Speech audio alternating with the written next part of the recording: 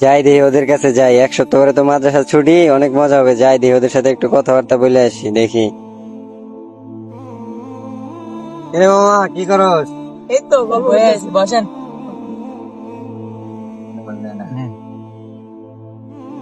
কেরে মামা, এক সপ্তাহ পর তো ছুটি, আমি বাড়ি যা কি করবি মামা? আব্বুরে ফোন দিয়েছিলাম, আব্বু ফোন দিয়া কইছে আমি বাইক গেলে পুরা ফ্যামিলি সহ সাদেক বেলিতে যাইবো ঘুরতে। মামা তাইলে তো তোর সে আনন্দ হবো। মিজান, তুই কই যাবি মামা? আব্বু তো অনেকদিন পর বিদেশ থেকে আইবো, আত্মীয় স্বজনের বাসায় যাবো ঘুরতে, অনেক মজা হইব। তাহলে মামা তোর বাপ তো অনেকদিন পর বিদেশ থেকে আইবো, তুই তো সে আনন্দে আছিস। আচ্ছা মামা, তুই বাইক গিয়ে কি করবি? আরে মামা, আমি তো অনেক স্বপ্ন দেখছি, বাড়ির যা অনেক কিছু করবো। মামা খালি গাড়ি নিয়ে ঘুরবো, বুঝছো? এই জায়গায় যাবো, ওই জায়গায় যাবো, বন্ধু বান্ধবের সাথে ঘুরবো খালি। বাড়ি যাই এবার। কিরে সাকিব মামা, তুই বাড়িতে যা কি করবি মামা?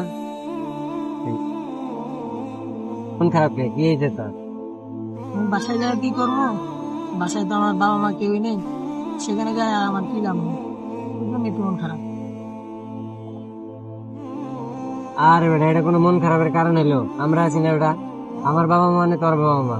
তুই আমার বাড়িতে যাবি বেটা, আমার বাড়িতে যা ঘুরবি, আমার বাড়িতে তোর কি কি লাগবে সব আছে আমার বাড়িতে, চল বেটা চল। এটা নিয়ে কোনো মন খারাপ করে লাভ আছে? এরকম হাজারো ছেলে আছে যাদের বাবা মা নেই, আপনজন নেই।